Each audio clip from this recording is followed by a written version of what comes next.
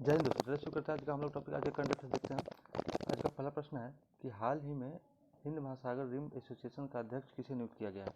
Rim association IORA मतलब Indian ocean rim association, इसका जो अध्यक्ष किसे नियुक्त किया गया है तो वह श्रीलंका को नियुक्त किया गया है। श्रीलंका को नियुक्त किया गया किस लिए? यह जो श्रीलंका है वह 2 वर्ष के लिए इसको नियुक्त किया गया है, यानी 2023 से 2025 तक के लिए इसको नियुक्त किया गया है। यह अध्यक्ष कौन है? अध्यक्ष श्रीलंका है। यदि उपाध्यक्ष की बात की जाए, उपाध्यक्ष कौन है तो उपाध्यक्ष अपना कौन है? भारत इसका क्या है? उपाध्यक्ष है। ठीक है। और इसमें सबसे जो लास्ट में जो कंट्री ऐड हुआ है वह कौन है तो वह है फ्रांस। फ्रांस क्या है इसमें ऐड हुआ है। यह हिंद महासागर के आसपास का क्षेत्र है, लेकिन फ्रांस का एक द्वीप भी है इसी हिंद महासागर के पास, इसीलिए इसको भी क्या किया गया, इसका भी सदस्य बनाया गया। कुल कितने सदस्य है? 23 इसके मेंबर है। चलिए, और इसका थीम क्या है? क्षेत्रीय वास्तुकला को मजबूत करना। जो क्षेत्रीय वास्तुकला है इसको क्या करना है? मजबूत करना है। अगला प्रश्न देखते हैं। 2023 में किस किस संगठन का अध्यक्ष रहा भारत? तो 2023 में SCO यानी कि संघाई संघ का, G20 का, ICC वर्ल्ड कप जो हो रहा है उसका ठीक ना, और कॉफ़ी सम्मेलन भी, कॉफ़ी सम्मेलन, हॉकी वर्ल्ड कप, सबका क्या है? अध्यक्ष रहा कौन? भारत 2023 में। चलिए आगे देखते हैं। हाल ही में चर्चा में रहा प्रोजेक्ट कुइपर। प्रोजेक्ट कुइपर का संबंध किससे है? तो प्रोजेक्ट कुइपर का संबंध किससे है तो वह अमेजन से है। यह अमेजन क्या है कि एक सैटेलाइट भेजा है, एक उपग्रह भेजा है, ठीक ना। तो यह एक सैटेलाइट किस लिए भेजा है?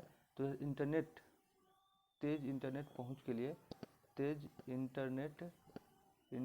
पहुंच के लिए, कि इसका उद्देश्य क्या रहा कि विकट परिस्थिति जैसे आपदा जो प्राकृतिक आपदा आती है उसमें भी इंटरनेट चलनी चाहिए, उसमें भी इंटरनेट को सुविधा उपलब्ध हो। इसके लिए क्या किया अमेजन ने?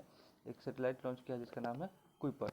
इसके लिए कहा गया है कि कुल 3000 से अधिक सैटेलाइट को लॉन्च करना पड़ेगा, तब जाकर के यह सुविधा उपलब्ध हो सकेगी। इसके लिए इसने अभी तक 2 कुइपर फर्स्ट और कुइपर सेकंड 2 सैटेलाइट इसने लॉन्च किया है। किसने? अमेजन ने।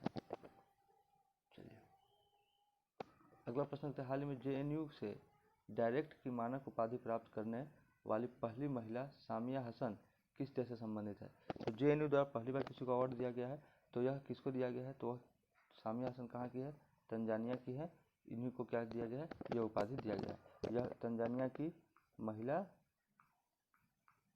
राष्ट्रपति है, ठीक है। विदेशी रहते हुए पहला पुरस्कार इनको प्राप्त हुआ है, सामिया हसन को। चलिए अगला प्रश्न देखते हैं। अगला प्रश्न है कि नेशनल फ्रेमवर्क क्लाइमेट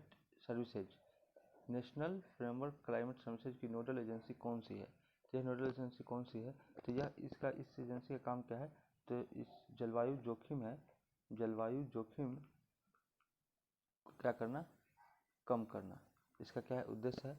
और यह जो है किसके द्वारा? यह मौसम विज्ञान विभाग के द्वारा इसको क्या किया गया है?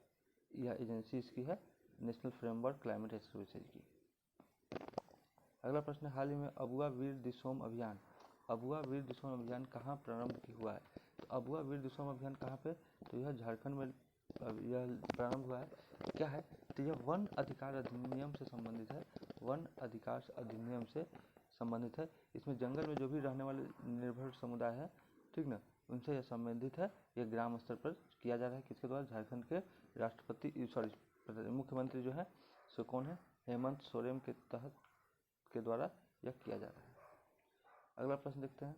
हाल ही में वैज्ञानिकों ने छठा बुनियादी स्वाद कौन कौन सा है? ये के अस्तित्व में खोज की हुआ है संवेदना। हम लोग जानते हैं नंबर 1 मीठा, नंबर 2 खट्टा, नंबर 3 नमकीन, नंबर 4 उमामी, नंबर 5 कौन सा है? कड़वा, और नंबर 6 किसकी खोज की है? संवेदना की। चलिए अगला देखते हैं। अगला क्या है? प्रतिवर्ष विश्व डाक दिवस कब मनाया जाता है? तो प्रतिवर्ष विश्व डाक दिवस यही 9 अक्टूबर को मनाया जाता है। और इस बार इसकी थीम क्या थी? इसकी थीम क्या थी? Together for trust, together for trust, इस बार की इसकी थीम थी। अगला प्रश्न देखते हैं। हाल ही में launch the book of life my dance with Buddha for success के लेखक कौन है? तो वह है विवेक अग्निहोत्री। एक और महत्वपूर्ण बात कि कश्मीर फाइल जो मूवी थी, दूसरा द वैक्सीन वॉर जो मूवी है, वैक्सीन वॉर मूवी, और तीसरा यह जो द बुक है, इस तीनों किससे संबंधित है? विवेक अग्निहोत्री से। अगला प्रश्न है हाल ही में युवा मितान परिवहन योजना शुभारंभ कहाँ हुआ है? युवा मितान परिवहन योजना कहाँ शुरू हुआ है? तो वह छत्तीसगढ़ में शुरू हुआ है। और यह क्या है कि जब छात्र जो है अपने घर से पढ़ने के लिए जाएंगे तो इनको क्या किया जाएगा? फ्री ट्रांसपोर्ट की सुविधा की जाएगी, यानी फ्री में यह यात्रा कर सकते हैं, मतलब स्कूल कॉलेज जा सकते हैं। स्कूल कॉलेज के लिए यह शुरू किया गया है। और इसमें क्या है 50% जो भी पैसा होगा उसमें 50% सरकार देगी और 50% जो है सो बस संचालक इसका पैसा देगी। यह शुरुआत किसने किया है? छत्तीसगढ़ के मुख्यमंत्री भूपेश बघेल ने किया है। और छात्र हित के लिए क्या है? जो फ्री में क्या करने के लिए? स्कूल आने जाने के लिए इसकी शुरुआत की है। अगला प्रश्न है हाल ही में छत्रपति शिवाजी महाराज के मध्ययुगीन हथियार बाघ नख को भारत लाने के लिए किसके साथ समझौता हुआ है? तो वह हुआ है ब्रिटेन के साथ। ब्रिटेन में जो शिवाजी का जो एक हथियार था बाघ नख, उसी के लिए था। और यह कहाँ से समझौता हुआ है? कहाँ से? तो ब्रिटेन से यह समझौता किया गया है ताकि उनके बाघ नख को भारत में लाया जाए। चलिए आज के लिए इतना ही, फिर मिलते हैं नेक्स्ट वीडियो में। तब तक के लिए धन्यवाद।